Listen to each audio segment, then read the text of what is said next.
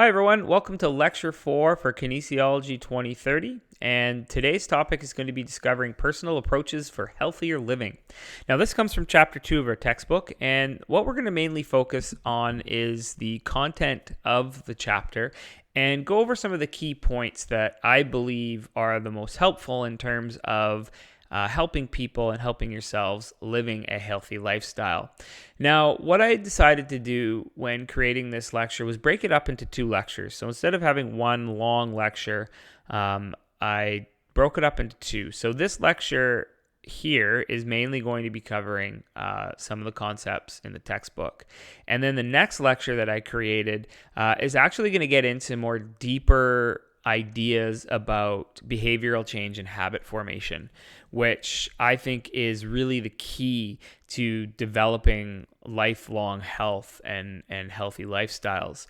So today, this lecture, we're going to focus mainly on what impacts our choices, what impacts our health in terms of choosing health. We're going to look at some of the stages that we go through in terms of making changes in our life.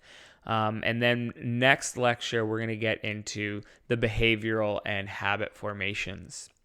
All right, so the first thing we want to talk about is healthy living and the choices that we currently have or we currently make, and why we do make those choices. So the first three things that we want to look at are values, attitudes, and behaviors, as these have tremendous influences on our health and wellness, because this is really the choices that we make and why we make the specific choices. It all comes down to values, attitudes, and behaviors. So if our values, our attitudes, behaviors, they don't really match, if they don't match health and wellness, then chances are it's going to lead to poor health. So if we look first off at values, all right, so values are lasting beliefs or ideals shared by members of our culture. So these values could be values that you have developed throughout your life because of how your parents are or how your friends are or what you've seen around in our culture and our society.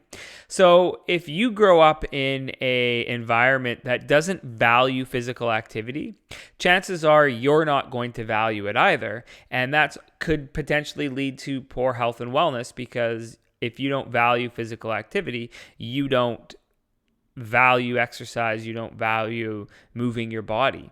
So values are something that are developed over time, and as young individuals, that's when our values really start to take shape and take form. And as we get older and we start making our own choices, our values can shift and change based on those choices and based on what we start believing as individuals. And those values could change from taking courses like this that are involved in health and wellness, or other types of courses, or any type of reading that you might do or education that you get elsewhere.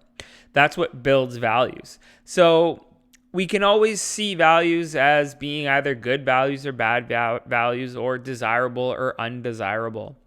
One thing I try to really do personally is I try to avoid the whole good, bad, or desirable, undesirable, the positive and the negative side of things. When we get into diet, we're going to be talking about nutrients. And so many people always say, this is good and this is bad. And I personally believe it could cause some psychological issues for people if they follow this value of good or bad. Because usually when you're told something's bad and you do it, it might create some psychological negativity for you that could be damaging. And I'm not talking about obvious ethical good and bad, but just things like food or exercise or other areas where some people might say this exercise is bad for you and some people might say this exercise is good for you, but it's all dependent on who you are as a person. Health is individual. We are all different. We are all going to react to foods differently. We're going to all react to exercises differently. So saying good and bad for those types of areas of health, I think could be detrimental, and I think we should avoid it. We should come up with other terms or other terminology that's going to lead to more positive outlook of what health and what our values are within health. The next thing we want to look at is attitudes. Now, attitudes are predispositions, tendencies, and it's how we respond to certain positive or negative ideas.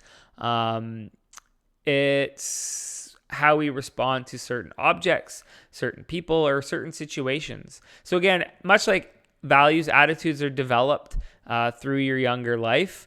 A lot of our attitudes are presented to us by our guardians and our peers, and we develop those attitudes based on that.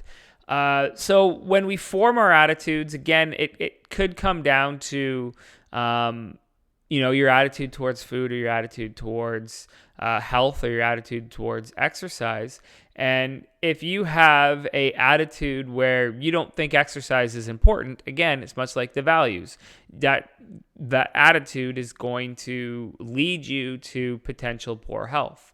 So attitudes definitely can influence an individual's choice in terms of activity or responses to certain challenges, incentives, or rewards.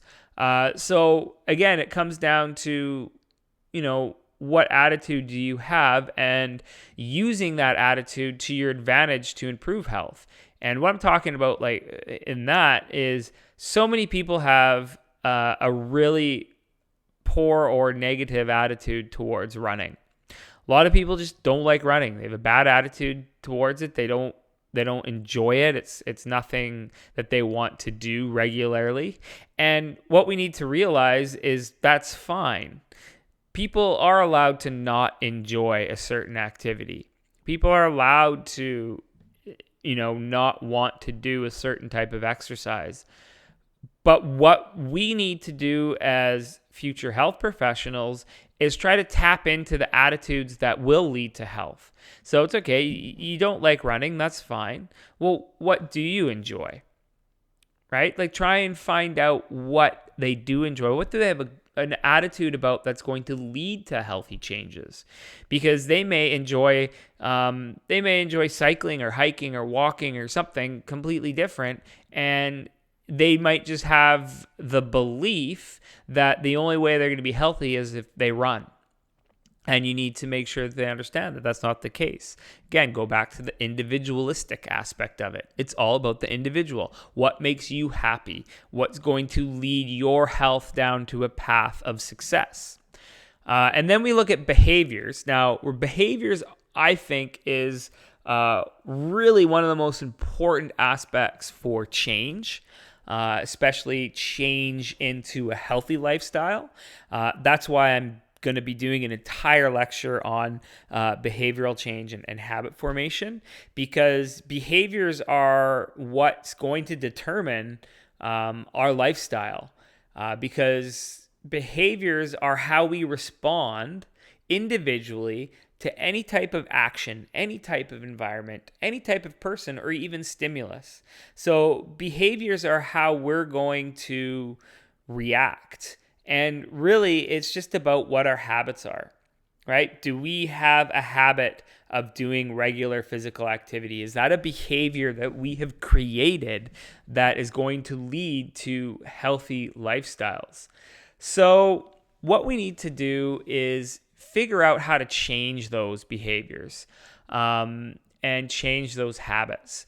And we'll explore that in more detail once we get into the behavioral change.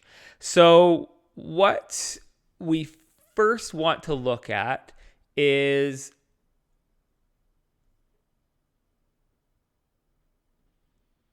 we have to look at the factors that influence our decision making. So when it comes to behaviors, there's really three key factors that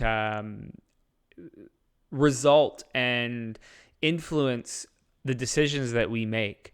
in terms of our behaviors and our habits. And those are things like relationships, our knowledge, as well as our personality. So if we understand these three factors, then we can start understanding how to make behavioral changes or create new habits. This, I think, is important to note for future health professionals, again, because when you're trying to help people improve their health or their performance or whatever you're most interested in, you need to help people explore these three concepts, these three factors, to know exactly what's creating the behaviors that they currently have. And one thing to note is when it comes to behavioral change is very difficult. It's why so many people fail at changing their health and changing their behaviors and their habits, is because it's difficult. Humans are creatures of habits, as I said before, and we find comfort in habits, and we find comfort in being, I don't want to say lazy, but find comfort in really being comfortable. And in order to improve on certain parts of our life, we have to be uncomfortable, and we have to push ourselves out of our comfort zone to do that. So the first one we want to look at is relationships. Relationships can be anything from our family, our friends, any acquaintances that we have. And really, we can even look at social cultural norms as factors that influence our decision. We can even get into our relationship with media in terms of how that's going to affect our behavior, whether it's news-related media or social media. And I think social media is an important one to add into the relationships, because it's how we do communicate with family and friends and acquaintances as well. So if we look at an example, if we strongly value the relationship we have with our parents, we're not likely to make a decision that contradicts their beliefs or their wishes for us. So right there, you can see how, a relationship with a family member or your family can really factor in on your behavior. And if we look again at health specifically, if you live in a family where physical activity is valued, and your parents believe physical activity is something that should be regularly done, and your parents actively participate in physical activity, that is going to strongly correlate into you being physically active. Maybe not in your younger years, depending on your attitudes towards things, because some people tend to do the opposite of what their parents want them to do when they're younger. But those values will be instilled at some point in your life. If we look at other aspects with friends, if you have friends that all like to go out and party regularly and you want to be with them, then chances are you're going to go out and party regularly. And that's going to influence your health and the decisions that you make.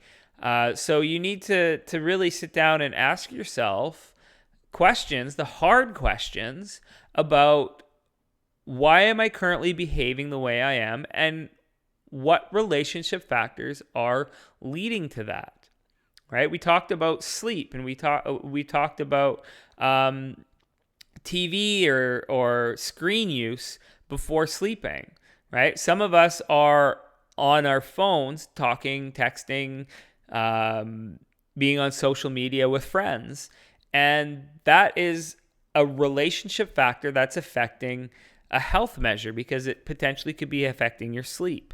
So a lot of the times when it comes down to behavioral change, we have to ask ourselves the tough questions. We have to ask ourselves, what relationships are hurting my current health state? What relationships are making it difficult for me to have behaviors that are conducive to health? And I've worked with people where I've actually have not directly said this to them, because everyone, it's their journey, it's your journey. You need to make the decisions yourself. But through my guidance and through some advice that I've given to them, they've actually had to cut friends out of their life because they've had friends that are leading to poor negative behaviors, and they weren't healthy relationships for them.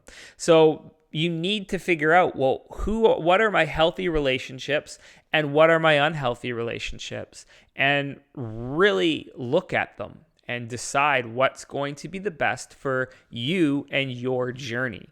All right. And that, as I said, that's even asking the question about your social media use, because I put social media into the relationship factor of behavior, because social media could, lead to you using up hours and hours of your time during the day that you could be using for physical activity or food prep or sleep. Right? So you need to ask yourself those tough questions. Now, the next one we look at is knowledge. Now, knowledge is important. We need knowledge, right? You've probably all heard the quote, knowledge is power. And it's so true. But we need to realize that knowledge doesn't necessarily lead to good behaviors. There's so many people that have the knowledge of certain health things, certain health factors, and still do it. Something like smoking, right? So we can put someone through a test on the negative effects of smoking, and most people would probably get 100% on that test. But there's people who get 100% on that test that still choose to smoke. There's people that know the risks of smoking. There's people that understand what smoking can do to them, yet they still smoke, right? It's so much more than knowledge, right? It's taking that knowledge and using it wisely. So as much as, you're in this course and I'm trying to help you guys acquire some knowledge on health, and my hope is that when you are finished this class, you will have a completely different view on health, and you'll have a ton more knowledge on health and wellness leaving this class, that you will be able to use it for yourself and to help others. But it's a matter of actually using it. It's actually a matter of, okay, Brent says that 7-8 hours of sleep is important. I'm going to do it. Versus Brent says 7-8 hours or sleep is important, but I'm still only at 5 or 6 because it's just how I am. So we can have all the knowledge in the world, but we have to make sure that we use the knowledge adequately. Previous experiences are also going to influence our choice, whether it's positive or negative. So previous experiences, that is going to build up our knowledge, and at the same time, it's going to lead to how we react to certain things, right? So let's look at health, all right? Let's again, that's our main concept here. So look at health and look at food. If you try something different, if I say there's this great recipe, I'm going to post it, it's super healthy, it's going to be the most nutrient-dense meal ever, you should try it. All right? None of you have tried it before. This is new. I just came up with this yesterday. Brand new. Can't wait to try it. Give you guys the recipe. I love it. It's delicious. Give you guys the recipe. You guys go out and make it. You're super excited about it. You take a bite, it's disgusting. It's the worst thing you've tasted. That experience is probably going to influence whether you make that recipe again, right? You know it's healthy, but the fact of how it didn't taste good, you're not going to do that again. Now, the knowledge side of it is, are you using the right ingredients? Did you do the recipe properly? Why am I saying it's so good and to you it's so bad? Well, there's two things. We're all different, And did you follow the knowledge side of it correctly? Right? If you followed the recipe perfectly and it still tasted bad, then that's just, for you personally, it doesn't taste good. And I totally would get why you wouldn't want to continue eating it, right? You know it's good for you, but it doesn't taste well. So that previous experience would help you decide whether to eat that. So that's the same thing with anything, right? Your previous experiences will determine whether you think it's good for you or not. And that's why it's so important to experiment with health. I can't stress that enough as well. Like I've said, there's so much research out there, but you never know if it's going to work for you unless you apply it. So the health journey that everyone is on, that everyone should be different. Because if something works for me, it might not work for you, right? My physical activity routine, it might not work for you. So you need to find one that works, that is going to work for you. So it's so individual, and it's our journey, and it's all about the process. And in order to make effective decisions on the knowledge that you're gaining is by experimenting on it. And that's so important with health, especially things like exercise, especially things like nutrition, because everyone has different tastes, everyone has different likes, and we need to figure out what is going to work for us and keep us healthy. So the knowledge is power quote, to me, this is the best one. Knowledge is power, but only when you apply it. So we can have all the knowledge in the world. Does that make us powerful? Not if we don't know how to apply it. And that's what I want you guys to do and think about throughout your health journey, is take this knowledge that you're getting in your kinesiology degree, in your life experiences. Take all of this knowledge and figure out how to apply it. Now, the third factor that influences our decision making is our personality. And again, that's where I go back, and you're going to hear me stress this so much this semester, is why health is personal. Is because we all have different personalities. We all have different strengths. We all have different weaknesses. And understanding what they are is so important to identifying how we can make our health a priority and make our health better. Is just by understanding who we are and using our strengths towards that. So there's 4 types of people that we can look at in terms of personality. There's the upholder. The upholder is someone who is a scheduler, loves to meet expectations, very organized individual. Then there's the questioner, motivated by reason, very logical, prioritizes fairness. The obliger, someone who loves to meet others' expectations as well as others' timelines. And then the rebel, someone who's resistant to expectations. So understanding which type of personality you have is important. And regardless of what your personality is, you should be able to make a health journey that's successful for yourself. Most often people think the upholders are the ones that are going to be successful because they schedule things and they have, they like to meet the expectations and they're goal oriented and everything like that. But I think each and every type of personality can have good health. You just need to understand what your personality is and how you're going to use that, right? How you're going to use that to your advantage, right? So how would a rebel, who's someone who resistant to expectations, how would that? Well, a rebel would say, well, I'm not going to run because everyone's telling me to run. I'm going to do this instead, right? So you can still be a rebel and you can still improve your health. You can be an obliger by, having people help you by setting expectations and helping with your goals. You can be a questioner, and I think a questioner is a great person to have, for a health journey, because a questioner is always going to be asking, well, how is this going to help my health?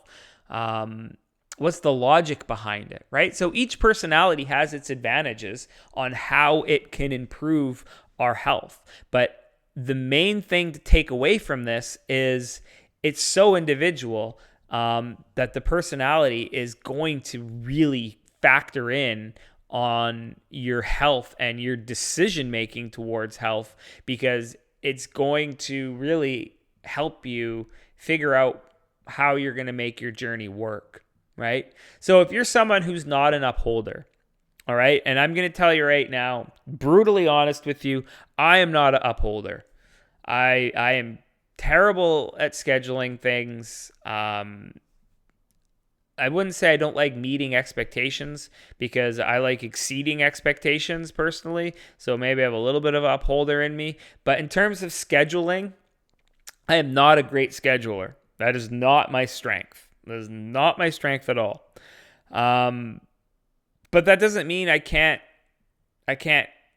make my life healthier just because I can't. I always try to give people the advice, if they can schedule things like workouts, then that's great, because it puts it in your day. It makes you more accountable. But some people just might not be like that. And honestly, I'm not one of them as well, especially with exercise. I have a hard time scheduling exercise. I usually like to exercise based on how I feel. If I wake up early in the morning and I feel good, I'm going to go exercise. If I wake up and I don't feel good, I'm not going to exercise. I'll work out later in the day, right? So I'm not really a scheduler, but I definitely try to get a little bit better at it to help my health, because some things, you do need to schedule a little bit. So taking some personality characteristics and trying a little bit harder is going to be helpful, but never waver off your true self. Always stay true to who you are. Just make your health work with who you are. That's really the key point. Now, habits and behaviors. As I said, I'm going to introduce it here, but I'm going to have a much longer discussion on habits, because I think it's so important. Habits are behaviors, and essentially what they are acquired behaviors or patterns that we regularly follow until they have become almost involuntary. All right? 40% of our behaviors are habits. And what I want you to do right now is just think, what's a habit? Sometimes it's hard to think of your habits, but what's one of my habits? What's something that I do almost automatically? A lot of us have a lot of little habits. A lot of us have a lot of big habits, right? So most habits that people have aren't conducive to health, right? And what we need to do is make sure that we are able to reverse that. So habits are conducive to health, all right? A lot of us and a lot of people, myself included, tend to have poor eating habits. That's one of the first things that I always look at in terms of health. Or what are my eating habits? Why do I eat certain foods, and when do I eat certain foods? And I want you to think about that as well, because a lot of people will have habitual eating where there's no real reason for it. They just do it because it's a habit, right? If you go to a movie, what do? Well, most people get popcorn because it's a habit, right? It's just something that you do. It's a behavior, right? It's an interesting study on habits and eating. And one thing you need to do in order to break a habit is become more mindful of it. And so there's this one research study that looked at popcorn consumption of moviegoers. Interesting research study, eh? So what they looked at is they took half the participants, gave them popcorn, actually gave them stale popcorn, and asked them to eat the stale popcorn with their right hand, their dominant hand in this case. The other half of the study were given fresh popcorn and asked to eat the popcorn during the movie with their non-dominant hand. And what it showed was the dominant hand eaters ate the entire thing of popcorn, even though it was stale. The left-handed or the non-dominant hand eaters who had fresh popcorn ate less. And the point of the survey was, for the dominant hand eaters, it was essentially a habit to sit there and eat and not even think. They just, with their right hand, it was so second nature. It was almost involuntary. They didn't even realize it was, they didn't even care it was stale, and they just ate it because it was a habit. The non-dominant hand eaters ate less because by using their non-dominant hand, they actually had to think. They had to think about picking the popcorn up and eating it, and they actually had more self-control because it wasn't a habitual way of eating popcorn for them. So right there, you can see how a habit can be involuntary. And unfortunately, when it comes to diet and nutrition, we do have some bad habits. And like I said, I have bad eating habits as well. And I fight with those bad habits every day, and I try to turn them into better habits, right? One of my habits in terms of eating is when I'm cooking, I eat. I'm always eating while I'm cooking. So I'm making dinner, and essentially I'm just eating while I'm making dinner. And it's not a great habit because obviously I'm just increasing the amount of calories I'm consuming before I'm about to eat a main meal. So what I've done in order to change that is try to make healthier foods available while I'm cooking food. So I will put freshly cut vegetables in a bowl right in my vision while I'm cooking. So now when I'm cooking dinner, I will just snack on vegetables instead of crackers or whatever else is there that may be a poorer option. So that way I'm just getting a little extra vegetables into my diet, and that's not going to hurt anyone. All right. Another thing to note about habits is when we get into states of duress, we always tend to fall back into our habits. And this is whether it's habits that are not conducive to health or habits that are conducive to health. We always seem to fall back. And what I want you to do, just as a little thought experiment for yourself, is try and figure out some of the health or some of the habits that you do that are not conducive to health. And that's the first step, is because it's making you aware of the habits. So think about those habits. What are some habits that I do that are not conducive to health? All right. Some typical ones that we can reflect on that people probably do are things, simple ones like sitting down, putting on the TV, or scrolling through our social media or our phones as soon as we come home for school or work. All right, so this is probably a pretty common habit that most people have, is they come home, sit down, and just watch some TV or scroll through their phone. Now, it's not a bad thing. I mean, for some people, it's how they decompress. All right, but what you need to ask yourself is it becoming a habit that is going to lead to health decisions that are not conducive to good health? Is it going to spiral into 2 hours of sitting and watching TV or scrolling through your phone, right? Ask yourself, is it just a quick thing you do to decompress, or is it something that turns into something longer? Another habit that people have, making a cup of coffee as soon as we wake up each day. Nothing wrong with this habit. For some people, it's what they need, right?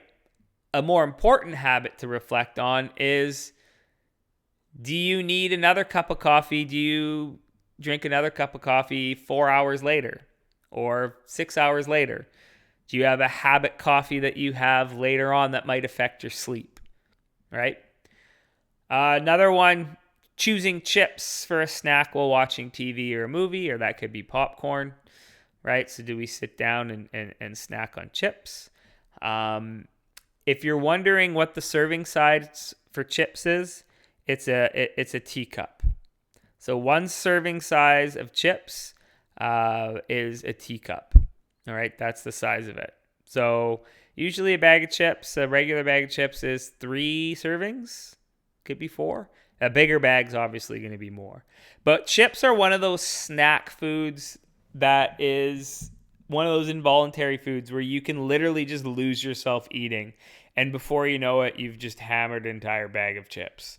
Again, that's not a bad thing. And I don't want, and again, so I try to avoid the good versus the bad, because you know what? Some people enjoy having chips, and I don't want to make you feel bad if you do. But you need to ask yourself, are you eating multiple bags during the day while watching TV or a movie? Or are you having a healthy amount of them?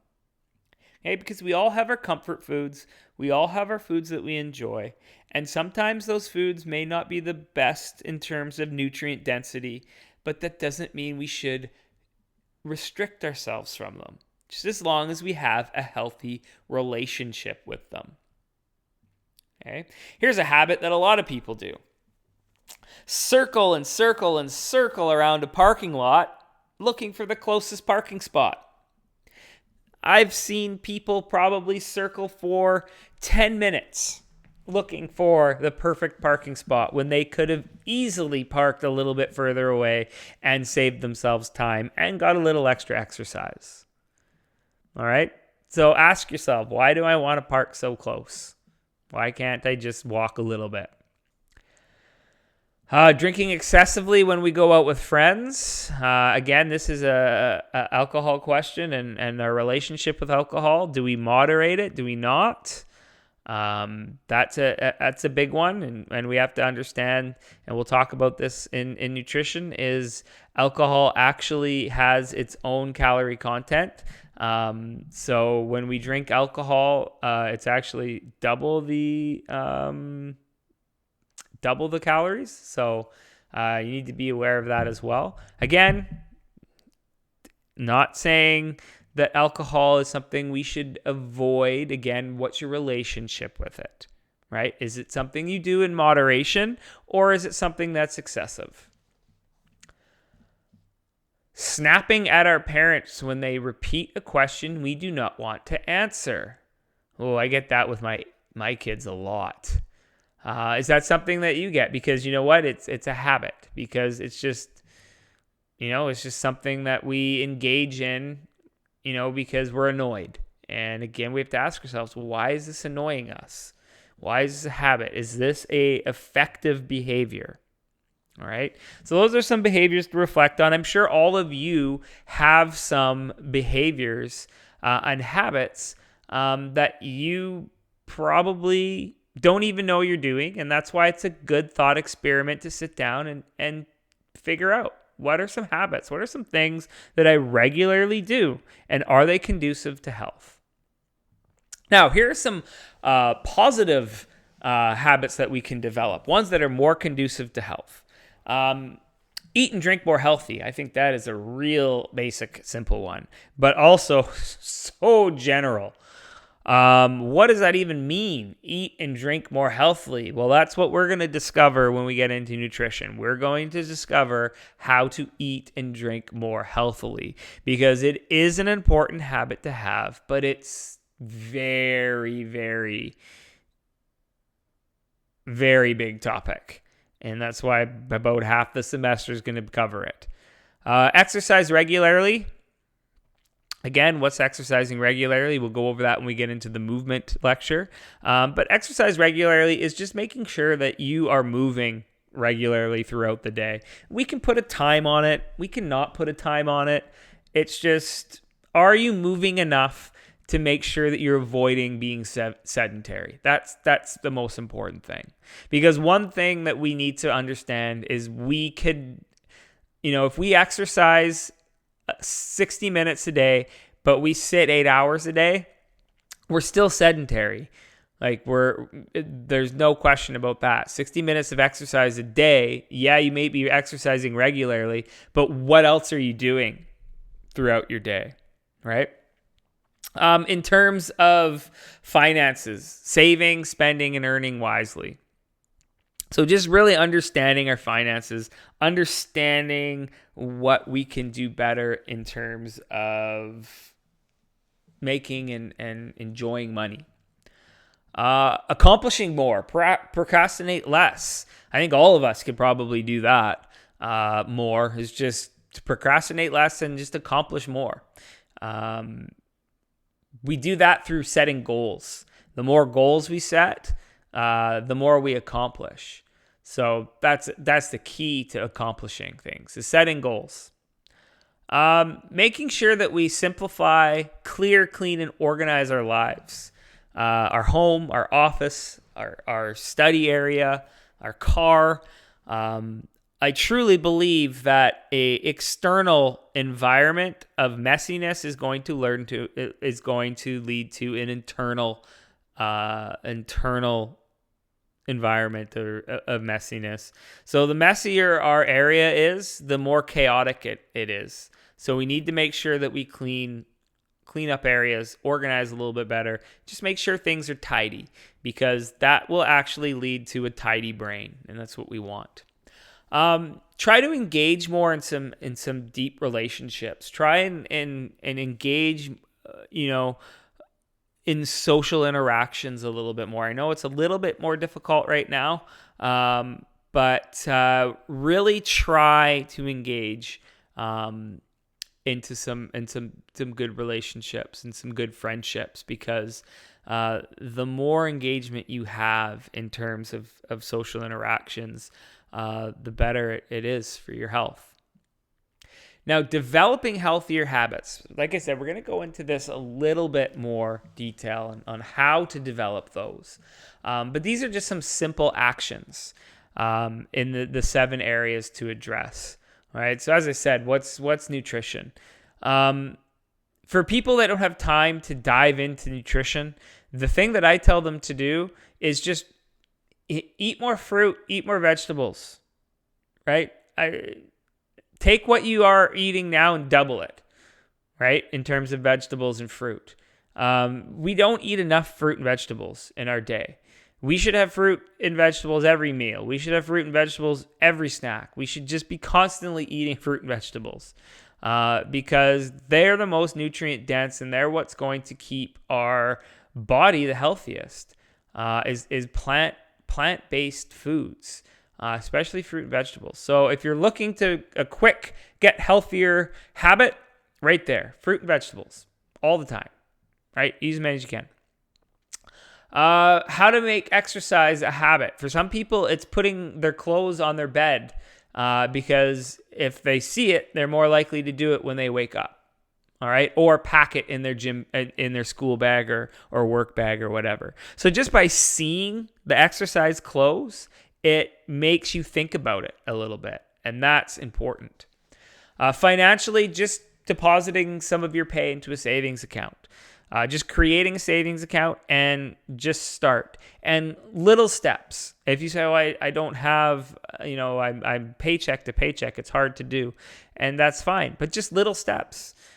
Just start by putting $5 in a savings account. It might not seem a lot, but you know what? That's $5 more you had in your savings account before. So little tiny steps. And that's another important part about habits. And we will go over that in our bigger lecture, is tiny steps make a big difference. And I have mentioned that before.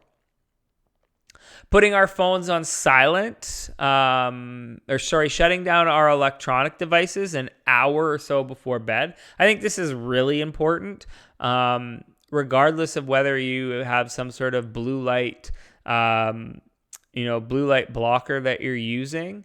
I think just shutting our electronics away an hour before bed is so important. I think it helps. What it helps with is it helps us reconnect by disconnecting from electronics. And it can help reconnect with ourselves, can help reconnect with our family members. It can help us reconnect with a good book. It could help us reconnect with flexibility exercises or meditation. It gives us an hour to do something that we wouldn't do because we're on our phones. Another thing is put your phone on silent or walk away when you're working, or away completely when you're working or studying. Again, it just eliminates a distraction. And when your phone's on, it immediately, when it goes off, it takes your attention away from what you're doing. It is the ultimate distraction piece. And the less distractions we have, the more we can accomplish. Doing something for cleaning up or keeping tidy, hanging up our keys or our coat, putting our shoes in the closet as soon as we get home. Just putting things away so they're not causing clutter or creating the external environment of messiness. In terms of social interactions, calling parents or friends for an evening to chat. All right, just give them a call and just talk. All right. Now, when it comes to creating positive habits, some suggestions that could help are, as I mentioned, consider what the habits we do every day are. Try and list your habits, and then figure out, well, which is conducive and which is not conducive habit to health. Because something like brushing your teeth in the morning, that's a habit. That's obviously conducive to health. Biting your nails, that's a habit. It's not conducive to health. All right. So just little, write your habits down and figure out which is a habit which is good and which ones are going to not benefit you. So by doing that, you'll probably discover that you already have a bunch of good habits. And then it helps you recognize the habits that you might need to work on. Now, one thing people don't understand is new habits are actually easy to form. It's not. It might seem difficult, but if we commit to it, it's not that hard to form a new habit. And as I said, we'll talk about in the next lecture how to accomplish that. One of the most important things to do with behavioral change and habit formation is focus on the actions and not the outcomes. It's the process versus product debate. So many of us are focused on the process or the product, So many of us want what a good habit is going to lead to. So many of us want what regular exercise is going to lead to, that we lose the sight of the process, right? We want to, look athletic and look strong, but we get frustrated when it doesn't happen immediately because we're so focused on the outcomes. So really, the best way to get good behaviors and change your behaviors is by going through what's called the process-based model. And a process-based model is really focusing on actions, focusing on what's going to get you there, and focus on that. And the outcomes, the product will come. Okay, and you can do that also by, recognizing what we are gaining in the process, right? So understand that the tiny little health changes that you're making every day might not seem like much at the moment, but it's going to lead to something great. So your tiny accomplishments are gaining for a bigger outcome. And then also recognize that it is hard at the beginning. It's hard because, first off, especially if you're trying to break a habit, habits are hard to break, but they're easy to form, right? And it takes work at the beginning, but once you get there, it's much better. And then expect more from ourselves. That's one of the biggest things. So many of us we don't expect much out of ourselves. We should expect more. Hold yourself to high expectations. Set goals that are achievable, but are highly achieved. That are very strong, high goals. Right? Monitor our change. And this is so crucial because if we don't journal and we don't monitor what's happening, we don't know if we're successful or not. So monitoring the change, monitor what we're doing is so important. I have our first assignment, which is going to be released soon, is a journal assignment, and it's a behavioral change, healthy habit creation journal. And what you're going to do is essentially monitor your habits for a week and jot down what's happening, journal it. Because that's the best way to change is, it gives you the concrete evidence of what you're doing it and what's happening. Also, if you can start making changes the moment you're aware, that's going to be far more beneficial because the sooner you stop a behavior or a habit, the easier it's going to be if you just let it form to its fullest, then that's where it gets a little bit more difficult to break. So another important part about making changes and behavioral change in habits is this health belief model. Now, what the health belief model really talks about is overcoming the barriers that we set for ourselves. So a lot of times with health, we're not successful or we're not living a current lifestyle that's conducive to health because of the barriers that we've set up for ourselves. And those barriers could be physical or mental, or even emotional. And a lot of the times the barriers are what lead to the poor behaviors. An example of a barrier that a lot of people create is time. I don't have the time for exercise because I'm so busy. Yet they have a 2-hour social media habit where they're on social media for 2 hours a day, not really accomplishing much during that time. So when we're looking at changing our habits and changing our behaviors, another thing we have to come up with is what's our barrier? And then from there, make a plan that is going to allow us to break down the barriers and succeed in our health journey. And so a couple things we need to do in order to make that happen is we have to believe that the barriers or actions that we're putting up are susceptible to a health issue. We have to recognize that the health issue is serious. And then we have to believe that the new actions will have an impact. And any sort of barrier or challenge is manageable.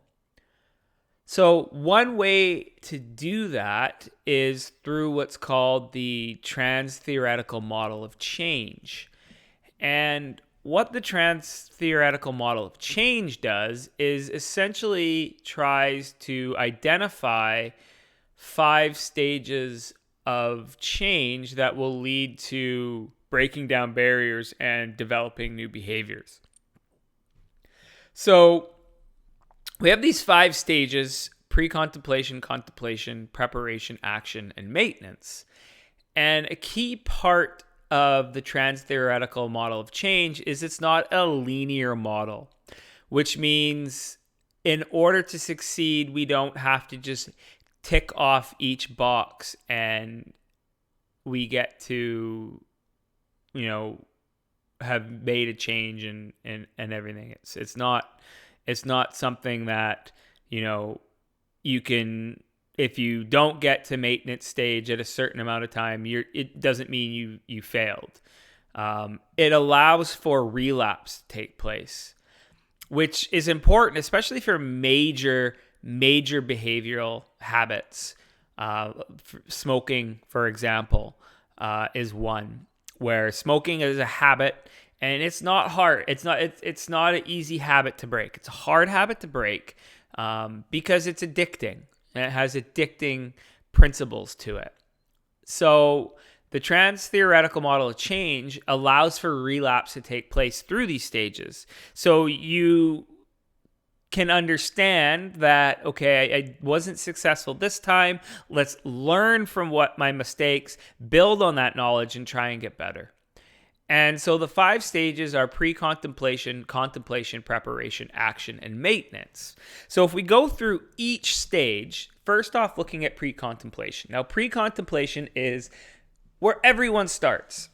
And this is where you aren't even aware that you need to make a change. So an example is you are inactive and you're not really thinking about becoming physical active. You're not aware of any reasons why to be more physically active.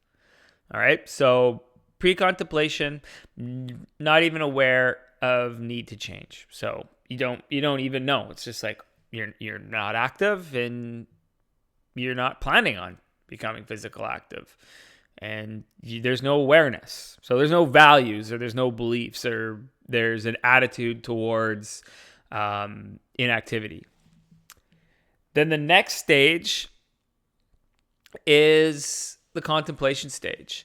Now, this is when we are aware that there's a health issue. So we actually start thinking we should change our attitudes and our behaviors. So if we go back to the inactivity example, so we start thinking about becoming more physically active. So now we're aware of the various reasons to be more physically active.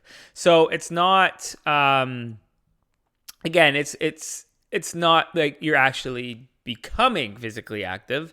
You are aware of a health issue that inactivity has led to or can lead to. You're thinking about making the change. So now you're starting to become aware that physical activity is important. And then that leads you to the preparation phase. Now, the preparation phase is where we start making decisions that are going to change the attitudes or behaviors. We're going to start building up some different values in terms of physical activity or the health issue. So now what we're doing is we're preparing to do some physical activity. We're learning about it. We're learning about how we can do it. We're learning about what being physically active is. We might be looking into gym membership, fitness classes, walking trails, exercise plans.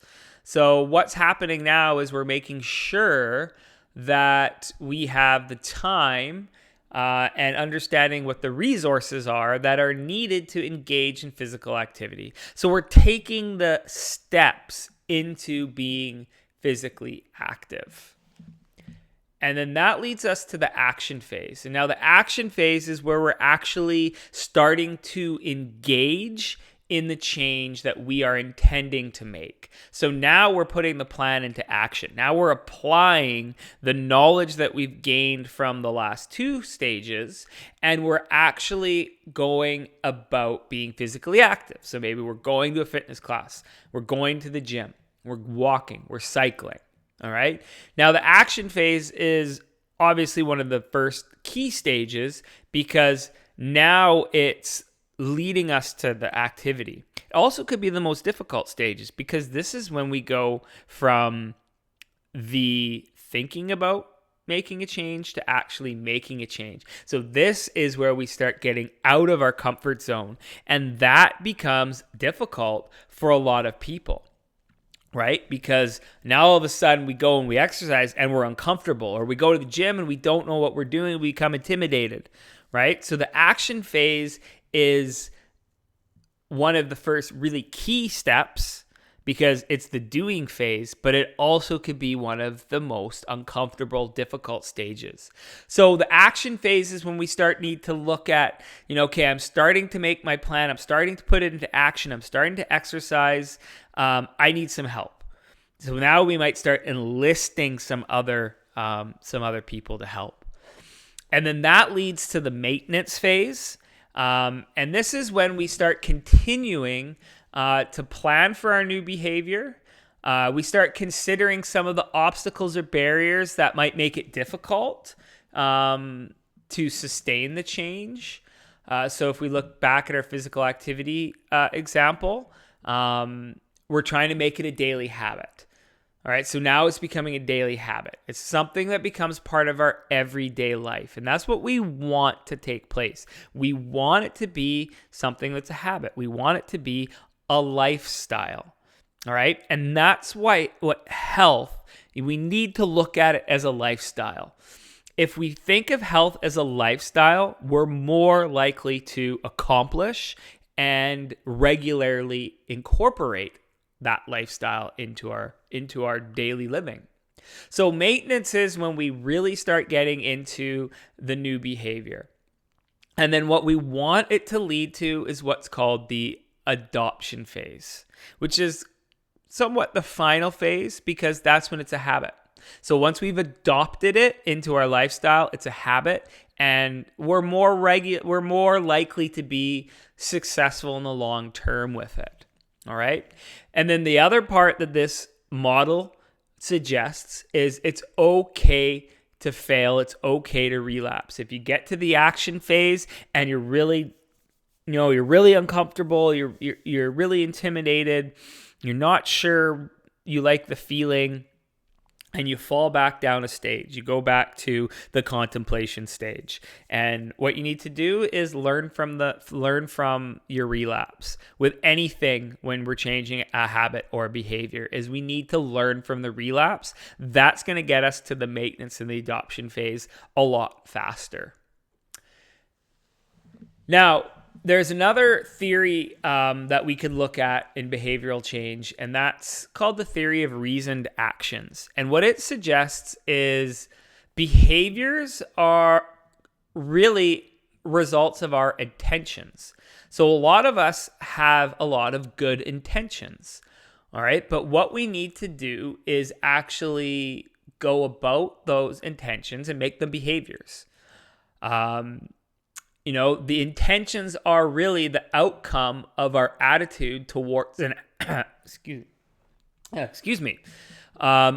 intentions are really the outcome of our attitudes towards an action and or a belief of what others want us to do.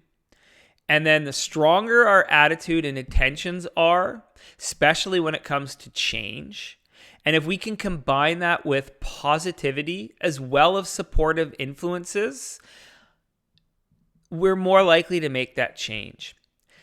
So one thing we all need to note when it comes to behavioral change is two things. First off, lifestyle change, behavioral change, habit formation is within ourselves to do. We can do it. We can make changes. We can take all of our intentions and we can turn them into healthy behaviors. We can do that. It's all within us. It's all within our grasps, and it's all part of our journey. The second thing to note is it's really hard to do by ourselves. So we need to make sure that we have supportive influences, whether it's family, friends, a personal trainer. They're called reinforcing factors. And the more reinforcing factors we have, the greater it's going to be, and it's going to help with our behavioral change. But it starts with ourselves. We need to want to have these intentions, and we need to want to make them into behaviors. So what I want you to do moving forward is, again, think about habits. Think about what are healthy habits. Think about what are habits that you might want to do less of. See how they've become behaviors and ask yourself, is this a behavior that is conducive to health? If it's not, how am I going to change it? How am I going to change this behavior? How am I going to adopt a healthier behavior and remove the barrier that's leading to it? Start within yourself and then look for others for support. And you know what? You have me as a support person. I am here to help you if you want more knowledge. All right. Some people have been asking me some very good questions. You put them on the discussion boards. If you want it to be more private, send me an email. I am open to help. I am here to help. I am more than happy to be part of your support team in becoming better.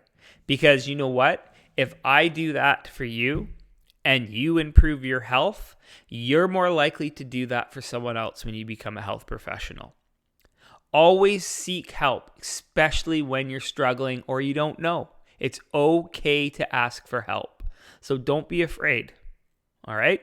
Okay, thanks everyone. Next lecture, we're going to look at habits even more. We're going to talk about how to change them. We're going to talk about the mindset we need to change them. And we're going to get into behavioral change. All right. Thanks everyone for listening. If you have any questions, I said, email me, go to the discussion board, I'll create a discussion board topic for this lecture as well. And you can post on there if you need to. Thanks everyone.